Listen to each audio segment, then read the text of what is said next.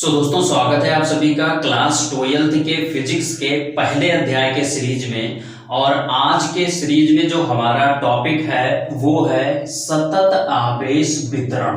तो यहाँ पर हम बात करेंगे कि सतत आवेश वितरण होता क्या है।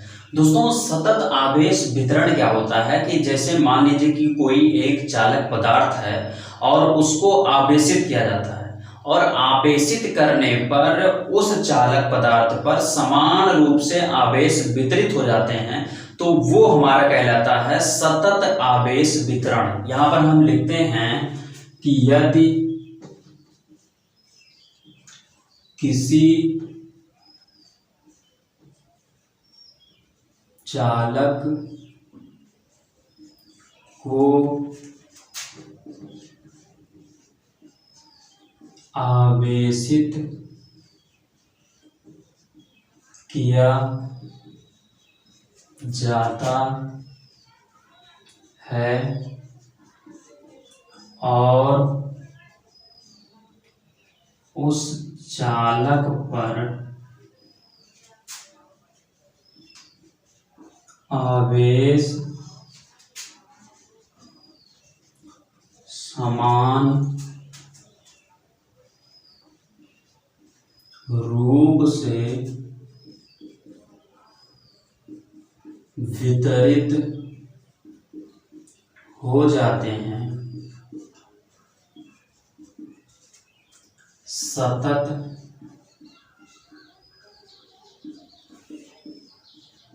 आवेश वितरण कहलाता है। यहाँ पर मतलब क्या है कि यदि कोई एक चालक पदार्थ है, जैसे मान लीजिए कि ये कोई एक चालक पदार्थ है, यानी कि इसको आवेशित किया जा सकता है, ऐसा पदार्थ है। और अगर इस चालक पदार्थ को किसी भी तरीके से आवेशित किया जाता है और आवेशित करने पर इस पर समान रूप से यहाँ पर आवेश वितरित हो जाते हैं। यहाँ पर आप देखेंगे कि समान रूप से आवेश वितरित हो, ऐसा नहीं कि यहाँ पर एक यहाँ पर है एक यहाँ पर, इस प्रकार से नहीं, बल्कि यहाँ पर समान रूप से जब आवेश वितरित हो जाते हैं तो यही हमारा कहलाता है सतत आवेश वितरण। यही हमारा कहलाता है सतत आवेश वितरण। कहने का मतलब क्या है कि कोई एक चालक पदार्थ हो, उसको जब आवेशित किया जाए तो उस पर आवेश समान रूप से वितरित हो जाएं, तो ये हमारा कहलाता है सतत आवेश वितरण। तो ये हमारा सतत आवेश वितरण की परिभाषा हो गई।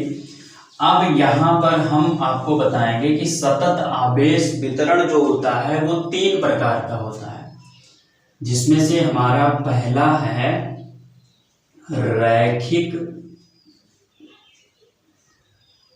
आवेश वितरण,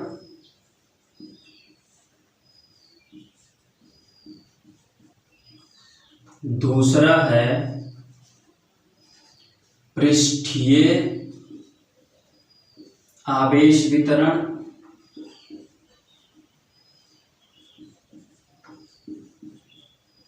और तीसरा है आयतन आवेश वितरण।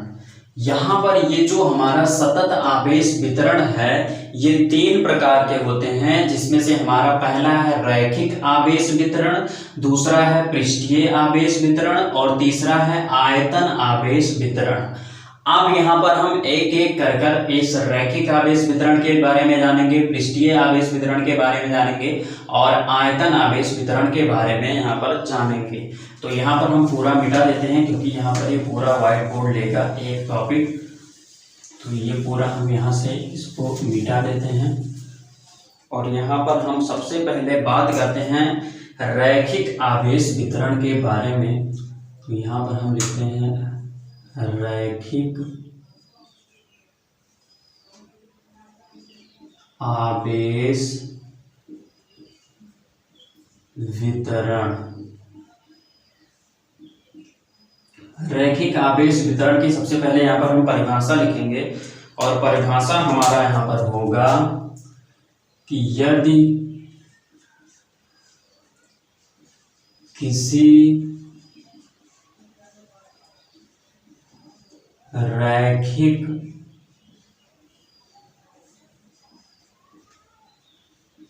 चालक पदार्थ को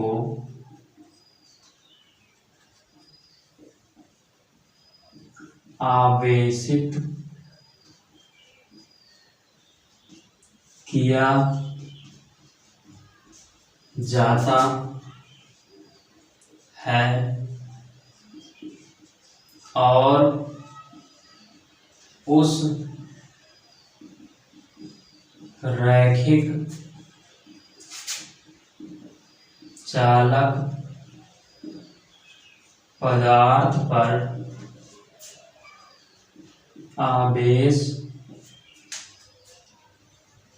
समान रूप से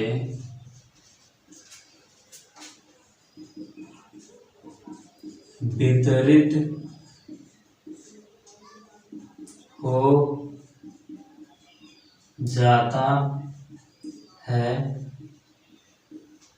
रैखिक आवेश वितरण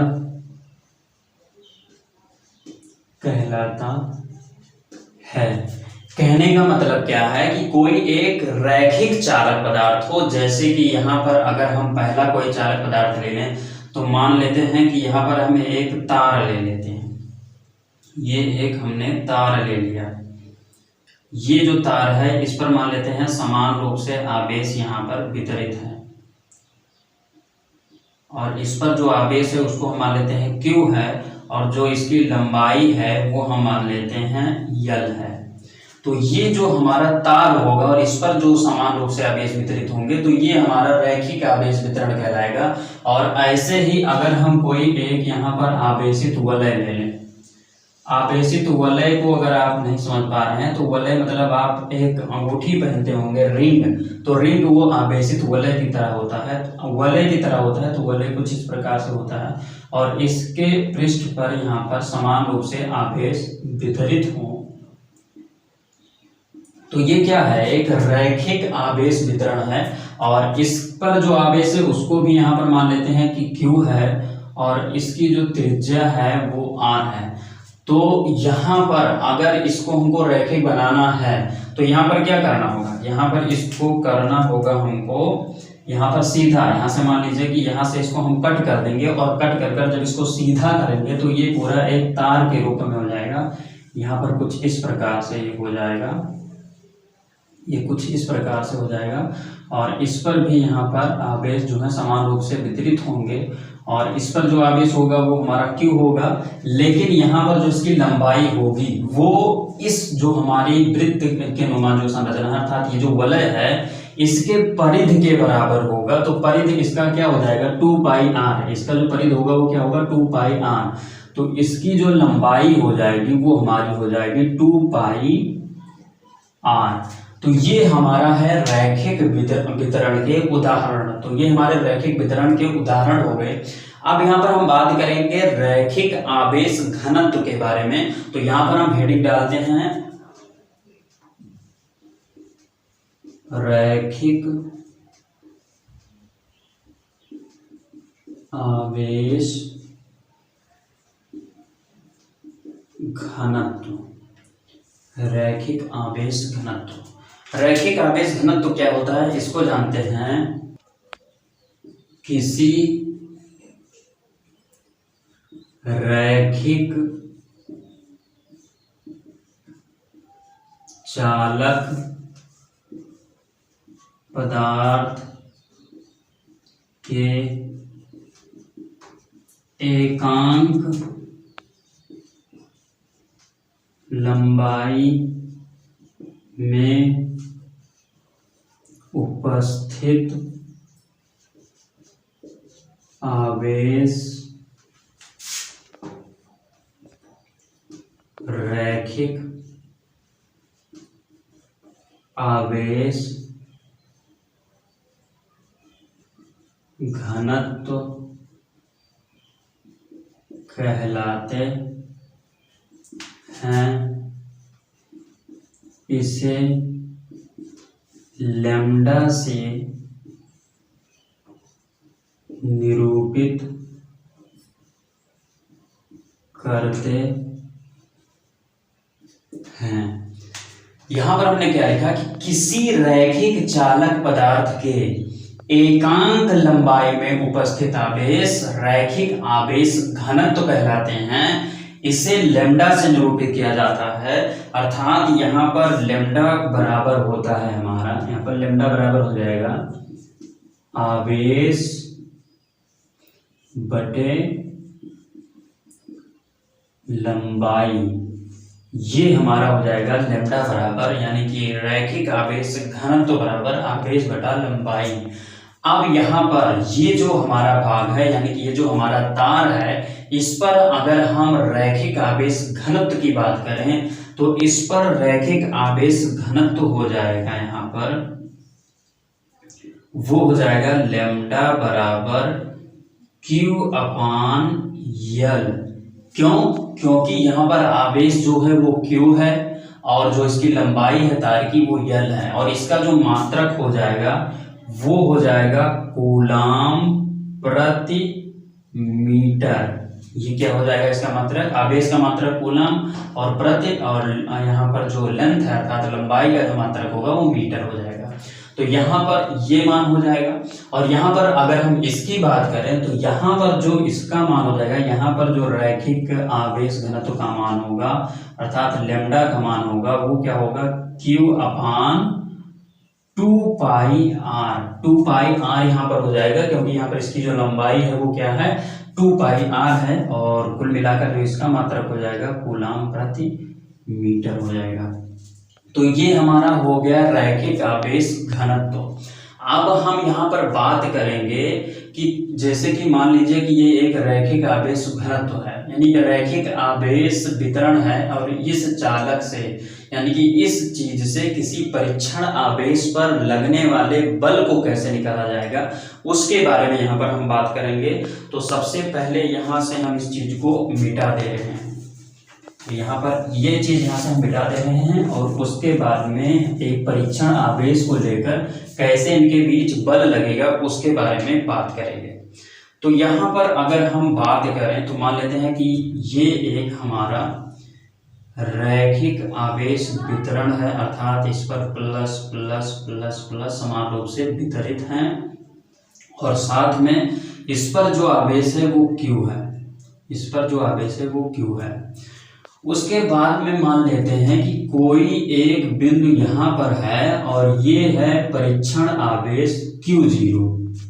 यहाँ पर कोई बिंदु आवेश स्थित है जो कि एक परीक्षण आवेश Q0 है, और सबसे पहले अगर हमें इस पूरे निकाय से इस परीक्षण आवेश Q पर लगने वाले बल को निकालना है तो सबसे पहले यहाँ पर हम एक अल्प भाग लेंगे, अल्पतम भाग लेंगे। मान लीजिए कि एक इतना छोटा सा भाग ले लेंगे, और इस छोटे से भाग की जो यहाँ पर आवेश होगी वो मान लेते हैं डेल्टा Q हो जाएगी। क्यों? क्योंकि यहाँ पर छोटे भाग को लिया गया है, तो यहाँ का आवेश क्या होगा हमारा डेल्टा Q हो जाएगा।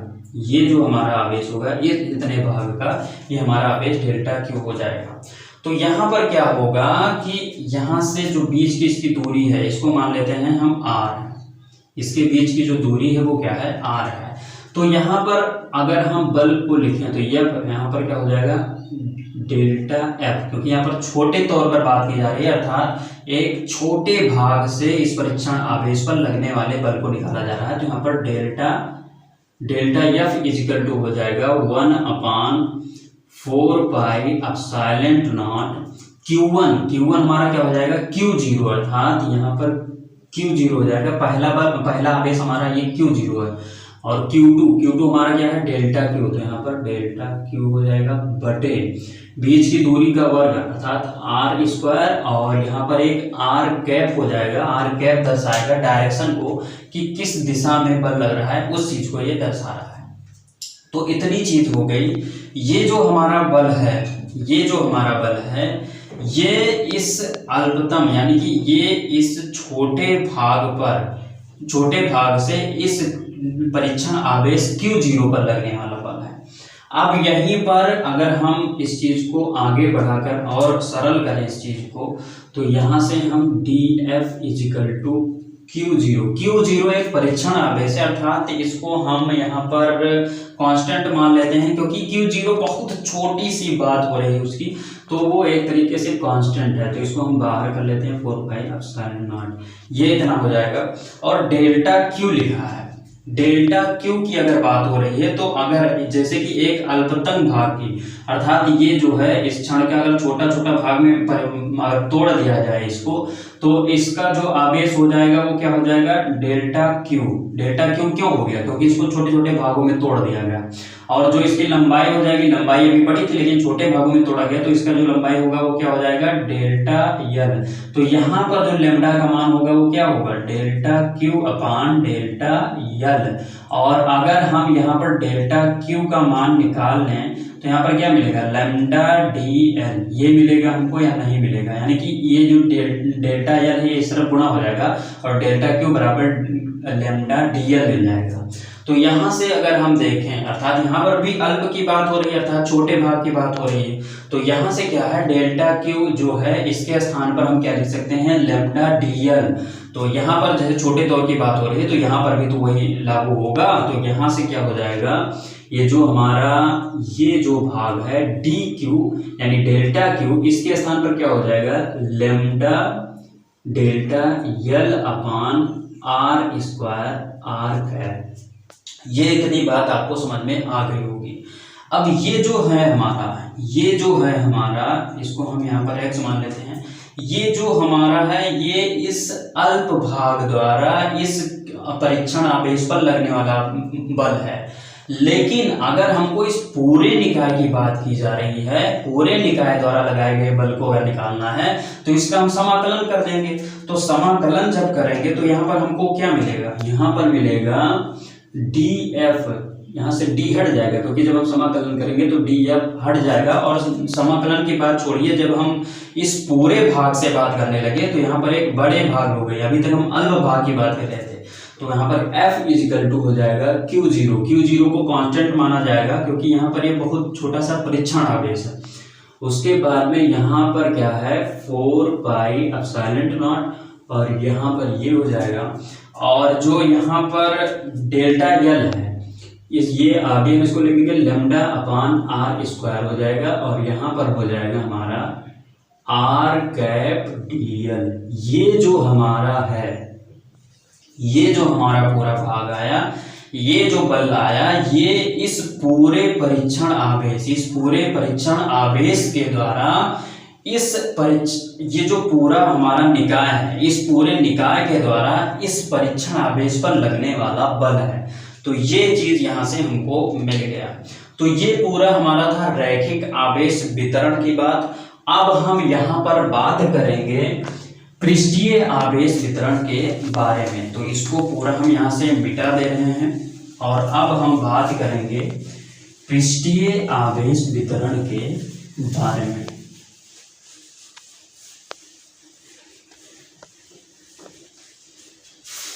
तो पृष्ठीय आवेश वितरण को जानने के लिए सबसे पहले यहाँ पर हम हेडिंग डालते हैं, पृष्ठीय आवेश वितरण। ये हमारा हो गया पृष्ठीय आवेश वितरण। इसकी परिभाषा अगर हम लिखें तो यहां पर हम लिखेंगे, यदि किसी पृष्ठ को आवेशित किया जाए और आवेश उसके क्षेत्रफल, क्योंकि जो अगर पृष्ठ होगा उसका क्षेत्रफल होगा, उसके क्षेत्रफल पर समान रूप से वितरित हो जाए पृष्ठीय आवेश वितरण कहलाता है। कहने का मतलब क्या हुआ कि जैसे मान लीजिए कि एक पृष्ठ है, ये एक हमारा पृष्ठ है और इस पृष्ठ को अगर हम आवेशित करें और जब हम इस पृष्ठ को आवेशित करेंगे तो इसमें क्या होगा कि समान रूप से इसके क्षेत्रफल आवेश वितरित हो जाते हैं। कुछ इस प्रकार से यहाँ पर इस पर जो है समान रूप से आवेश वितरित हो जाते हैं। तो ये जो हमारा पूरा कहलाएगा, ये क्या कहलाएगा? पृष्ठीय आवेश वितरण। अब हम यहाँ पर बात करेंगे पृष्ठीय आवेश घनत्व के बारे में। तो यहाँ पर हम हेडिंग डालेंगे पृष्ठीय आवेश घनत्व, पृष्ठीय आवेश घनत्व। और इसके आगे हम यहाँ पर लिखेंगे कि किसी पृष्ठीय, किसी चालक पृष्ठ, किसी चालक पृष्ठ के एकांक क्षेत्रफल पर आवेश की मात्रा पृष्ठीय आवेश घनत्व कहलाती है। इसको सिग्मा से निरूपित किया जाता है। अर्थात यहाँ पर कहने का मतलब क्या हुआ कि कोई एक पृष्ठीय आवेश अर्थात कोई एक रैखिक पृष्ठ है और उस पृष्ठ पर क्या है कि अगर उस पृष्ठ को आवेशित किया जाता है तो उसके एकांक, यहाँ पर क्या किया गया है? एकांक क्षेत्रफल पर, अर्थात एकांक क्षेत्रफल पर जो वहां पर आवेश की मात्रा होगा वो हमारा पृष्ठीय आवेश घनत्व कहलाएगा। और इसको हम सिग्मा से लिखेंगे, अर्थात यहाँ पर सिग्मा बराबर क्या हो जाएगा? आवेश बटा क्षेत्रफल, ये हमारा हो जाएगा सिग्मा बराबर आवेश बटा क्षेत्रफल। और ये सिग्मा क्या है? पृष्ठीय आवेश घनत्व। अर्थात अगर हम इस जो ये हमारा चित्र है इसमें अगर जो हम आवेश है, आवेश को अगर हम यहाँ पर Q मान लें और इसका जो क्षेत्रफल हो उसको यस मान लें, तो यहाँ पर जो सिग्मा का मान होगा वो क्या होगा? Q अपान यस, ये हमारा होगा। और उसके बाद में जो इसका मात्रक होगा वो क्या होगा? आवेश का मात्रक हमारा हो जाएगा कूलाम। और उसके बाद में जो हमारा यहाँ पर क्षेत्रफल है इसका मात्रक क्या हो जाएगा? Metre square. तो कुल मिलाकर क्या हो जाएगा? कूलाम प्रति मीटर स्क्वायर, ये हमारा हो जाएगा। तो ये हमारा हो गया पृष्ठीय आवेश घनत्व। अब यहीं पर एक चीज और भी जान लीजिए, अगर हम यहाँ पर एक अल्पतम भाग की बात करें अर्थात इसको एक छोटे छोटे टुकड़ों में यहाँ पर हम बांट दें, यहाँ पर छोटे छोटे टुकड़ों में बांट दें और उसके बाद में यहाँ पर अगर हम पृष्ठीय आवेश घनत्व की बात करें तो यहाँ पर जो हमारा क्षेत्रफल है वो क्या हो जाएगा? कम हो जाएगा। अर्थात यहाँ पर क्षेत्रफल जो हो जाएगा वो क्या हो जाएगा? ds। और जो हमारा आवेश हो जाएगा वो उसका भी मात्रा तो कम होगा, अर्थात वो भी क्या हो जाएगा? dq। तो यहाँ पर हमारा जो हो जाएगा, अगर हम अल्प भागों में बात करें तो लेमडा का मान जो हो जाएगा वो क्या हो जाएगा? dq अपान ds, ये हमारा होगा। और यहाँ से अगर हम dq का मान निकालें तो हमें क्या मिल जाएगा? dq is equal to lambda ds, ये हमको यहाँ पर मिल जाएगा।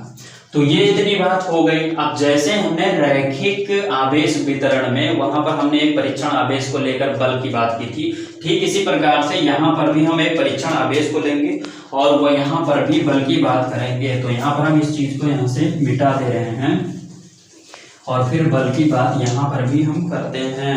तो बल की अगर बात करते हैं तो जैसे मान लीजिए यहाँ पर हम फिर से चित्र बना दे रहे हैं। ये एक हमारा क्या है, एक पृष्ठ है और इस पृष्ठ पर समान रूप से आवेश वितरित हैं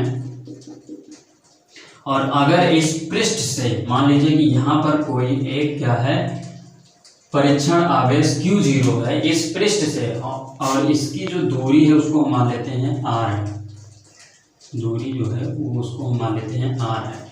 तो यहाँ पर क्या है, इस पृष्ठ से इस परीक्षण आवेश पर लगने वाले बल को अगर हमको निकालना हो तो सबसे पहले हम एक अल्पतम भाग लेते हैं। तो यहाँ पर हम एक अल्पतम भाग ले लिए, अर्थात इस पूरे पृष्ठ का एक छोटा सा भाग ले लिए और इस छोटे से भाग से हम इस परीक्षण आवेश पर लगने वाले बल को निकालेंगे।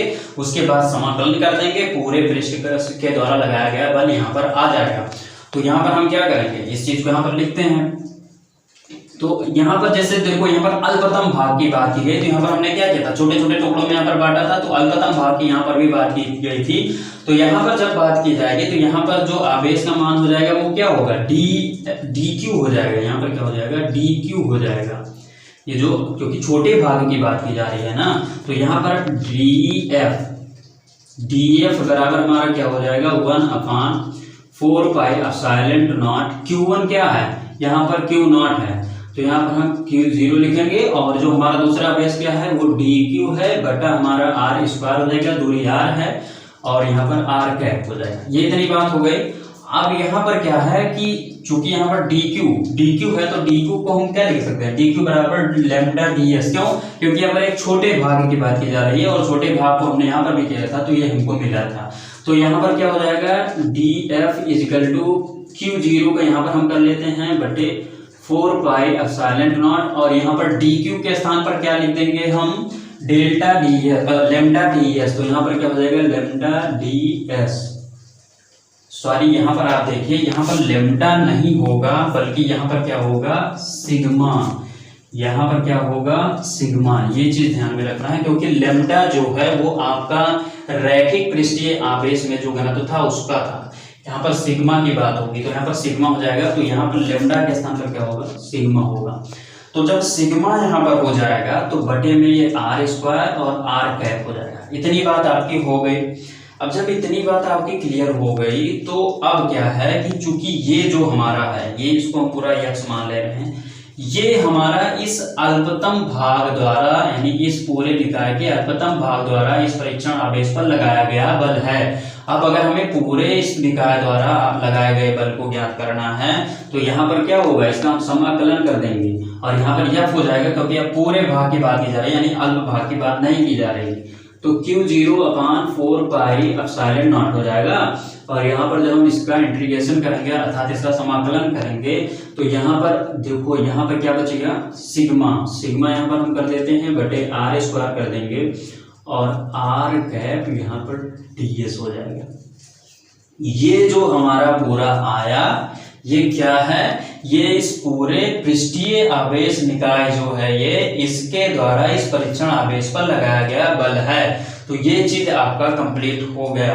अब हम यहाँ पर बात करेंगे आयतन आवेश वितरण के बारे में। तो इस चीज को यहाँ से हम देते हैं मिटा और अब हम बात करते हैं आयतन वितरण आवेश के बारे में। यहाँ पर हमने इस चीज को यहाँ से मिटा दिया और आयतन आवेश वितरण के बारे में बात करते हैं। जहाँ पर हम हेडिंग डालेंगे आयतन आवेश वितरण, आयतन आवेश वितरण। अब इस चीज को यहाँ पर हम लेते हैं कि यदि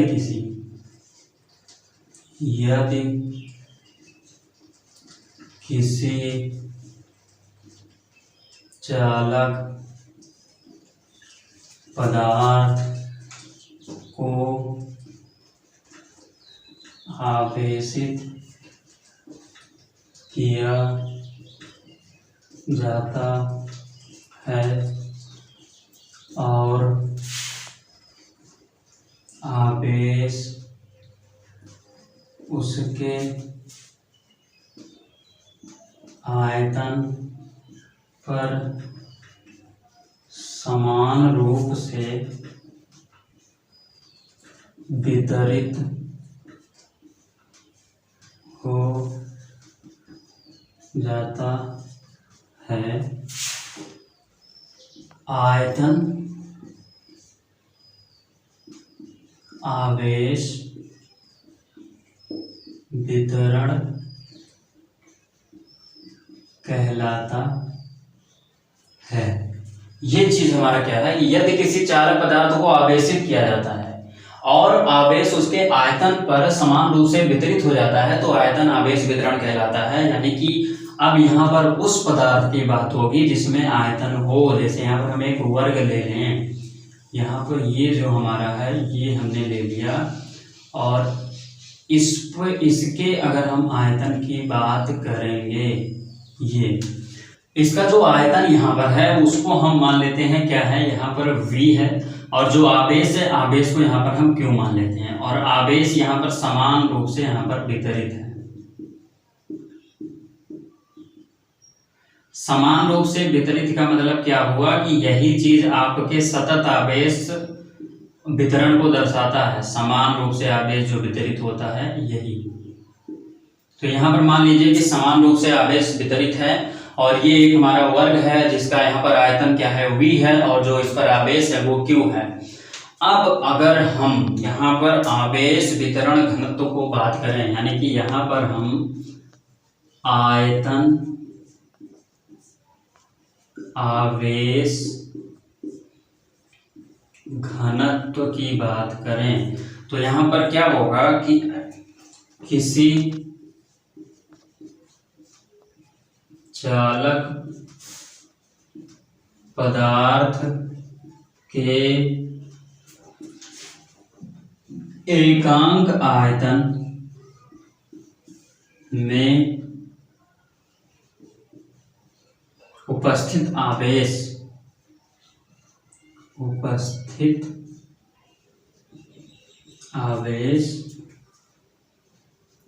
आयतन आवेश घनत्व कहलाते हैं। इसे रो से निरूपित किया जाता है। कहने का मतलब है कि किसी चालक पदार्थ के एकांक आयतन में उपस्थित आवेश आयतन आवेश घनत्व कहलाते हैं और इसको रो से लिखा जाता है। अर्थात अगर हम रो बराबर यहाँ पर लिखने की कोशिश करें तो रो बराबर हमारा क्या हो जाएगा, आवेश बटे आयतन। यानी कि यहाँ पर आवेश घनत्व जो होगा, यहाँ पर आयतन आवेश जो घनत्व होगा वो क्या होगा, रो इक्वल टू आवेश बटे आयतन। अर्थात यहाँ पर अगर हम इस रो का मान लिखें अर्थात आयतन आवेश घनत्व के मान को लिखें तो क्या हो जाएगा, रो इज इक्वल टू आवेश क्या है Q और जो यहाँ पर हमारा आयतन है वो V है। तो ये हो जाएगा और इसके मात्रक की अगर बात करें तो क्या हो जाएगा, कूलाम प्रति मीटर क्यूब। क्योंकि मीटर क्यूब हमारा इस V अर्थात आयतन का यहाँ पर मात्रक हो जाएगा, क्योंकि यहाँ आयतन बराबर लंबाई बटे चौड़ाई बटे ऊंचाई होता है। तो ये चीज आपका हो गया। अब यहीं पर अगर एक छोटे भाग की बात की जाए, यहीं पर एक छोटे भाग की अर्थात एक छोटे आयतन की बात की जाएगी, तो छोटे आयतन की जब बात की जाएगी तो आवेश की मात्रा क्या हो जाएगी, dq हो जाएगी अर्थात कम हो जाएगी और जो आयतन भी हो जाएगा वो क्या होगा, ds हो जाएगा अर्थात कम हो जाएगा। अर्थात अगर छोटे भाग पर अगर हम बात करेंगे तो यहाँ पर जो हमारा रो का मान होगा वो क्या होगा, dq अपान dv और यहाँ से अगर dq का मान निकाले तो क्या हो जाएगा, dq बराबर यहाँ पर हो जाएगा रो dv, क्या हो जाएगा, रो dv, ये चीज हो जाएगा। तो इतनी बात हो गई। अब हर चीज की तरीके से ठीक उसी प्रकार से यहाँ पर भी हम इस पूरे ये जो हमारा आयतन आवेश या आयतन आवेश वितरण है, इसकी सहायता से किसी एक परीक्षण आवेश पर लगने वाले बल के बारे में बात करेंगे। तो यहाँ पर हम इस चीज को मिटाए बगैर इसको बता देते हैं। जैसे कि यहाँ पर मान लेते हैं कि ये एक हमारा क्या है, ये एक बहुत बड़ा बना दे, पहले छोटा बना दो। ये मान लेते हैं कि ये एक हमारा वर्ग है और इस पर समान रूप से आवेश वितरित हैं। यहाँ पर समान रूप से आवेश वितरित हैं।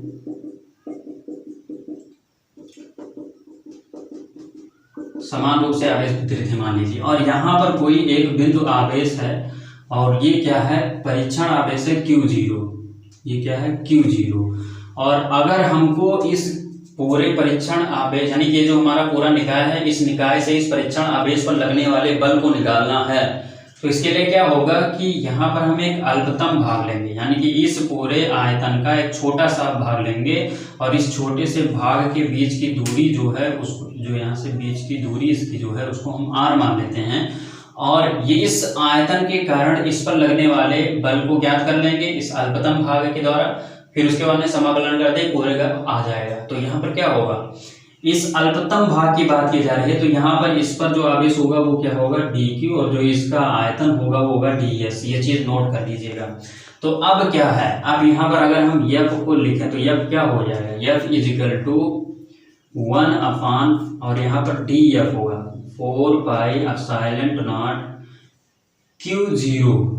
यहाँ पर पहला आवेश हमारा Q0, दूसरा यहाँ पर डेल्टा Q हो जाएगा, डेल्टा Q अपान r² और r कैप हो जाएगा। r कैप डायरेक्शन को दिखाएगा कि किस डायरेक्शन में बल लग रहा है। इतनी बात आपकी हो गई। अब यहाँ पर dq है, तो dq बराबर हमको यहाँ पर क्या मिला है, यहाँ पर मिला है रो dp। तो यहाँ पर हम लिख देंगे df is equal to 1/4 pi epsilon naught, और यहाँ पर 1 के बजाय Q0 को आगे कर लेते हैं क्योंकि ये कांस्टेंट हो जाएगा, और dq के स्थान पर हमारा हो जाएगा Q, यहाँ पर हो जाएगा रो dp। तो यहाँ पर हमारा हो गया रो dp अपान r² r कैप। ये जो हमारा है ये क्या है, इस छोटे से भाग, इस अल्पतम भाग के द्वारा लगाए गए इस परीक्षण आवेश पर बल। अब यहाँ पर अगर हमें इस पूरे भाग के द्वारा लगाए गए इस परीक्षण आवेश पर बल को निकालना है तो इसका पूरा समाकलन करना होगा। तो यहाँ पर क्या हो जाएगा, यहाँ पर हम लिखेंगे d हट जाएगा, f बराबर हो जाएगा Q0/4 पाई एप्सिलॉन नॉट, और यहाँ पर हमारा समाकलन का चिन्ह लग जाएगा और यहाँ पर हो जाएगा रो, और उसके बाद में r² और यहाँ पर हो जाएगा r कैप और dv हो जाएगा। यही पूरा हमारा क्या होगा, इस पूरे निकाय द्वारा इस परीक्षण आवेश पर लगाया गया बल। तो ये आपका टॉपिक हो गया सतत आवेश वितरण, जिसमें हमने सतत आवेश वितरण को और आवेश घनत्व के बारे में पूरी जानकारी ली, और उसके बाद में यहाँ पर सारे सूत्र को भी डेरिवेट किए, साथ में जो बल अगर किसी परीक्षण आवेश द्वारा लगेगा उसको भी जाना। तो ये वीडियो आप सभी को अच्छी कैसे लगी, इस चीज को जरूर कमेंट बॉक्स में बताइएगा, और अगर वीडियो अच्छी लगी तो वीडियो को लाइक कीजिएगा, और दोस्तों यदि आप नए हमारे चैनल पर तो चैनल को सब्सक्राइब कर प्रेस कर लीजिएगा बेल आइकन को, जिससे कि आपको नए वीडियो का अपडेट मिलता रहे। तो दोस्तों बस यहीं पर दीजिए इजाजत। जय हिंद।